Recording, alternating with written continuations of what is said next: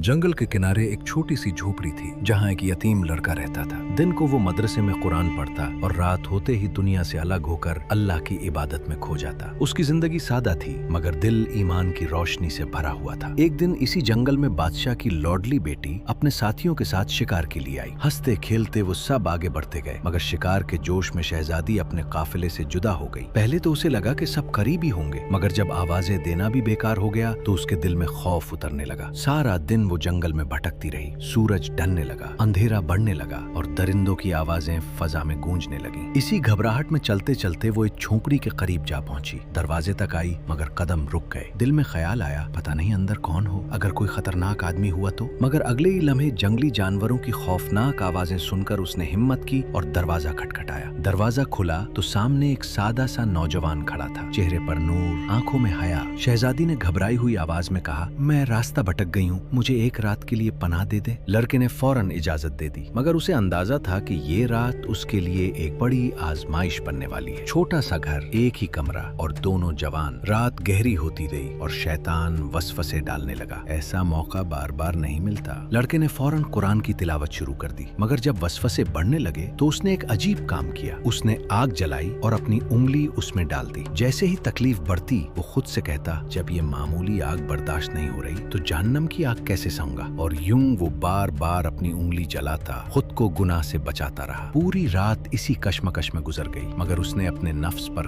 काबू पा लिया। इधर बादशाह अपनी बेटी की तलाश में हजारों सिपाहियों के साथ जंगल छानता रहा। सुबह होते ही वो भी इसी झोपड़ी तक पहुंच गया। शहजादी ने सारी हकीकत बयान की मगर बादशाह के चेहरे पर फिक्र छा गई। उसने कहा, बेटी मैं तुम्हारी बात मान लेता हूँ मगर लोग क्या कहेंगे, मेरी इज्जत दांव पर लग जाएगी। मुझे इस लड़के को सजा देनी होगी। हुक्म हुआ और नौजवान को कैद में डाल दिया गया मगर शहजादी का दिल बेचैन था। वो चुपके से उससे मिलने कैद खाने पहुंच गई। बादशाह भी छुपकर पीछे आ गया कि देखे आखिर हकीकत क्या है। शहजादी ने पूछा, उस रात तुम अपनी उंगली आग में क्यों जला रहे थे? नौजवान ने सुकून से जवाब दिया, जब भी शैतान मुझे गुनाह की तरफ बुलाता मैं अपनी उंगली आग में डाल देता ताकि खुद को याद दिलाऊं कि जहन्नम की आग उससे कहीं ज्यादा सख्त है। ये सुनकर बादशाह के आंसू निकल पड़े। वो चीख उठा, जिस नबी सल्लल्लाहु अलैहि वसल्लम के उम्मती का ईमान ऐसा हो वो गुनाहगार कैसे हो सकता है। फिर उसने फौरन हुक्म दिया, ये नौजवान सजा का नहीं इज्जत का हकदार है। उसी वक्त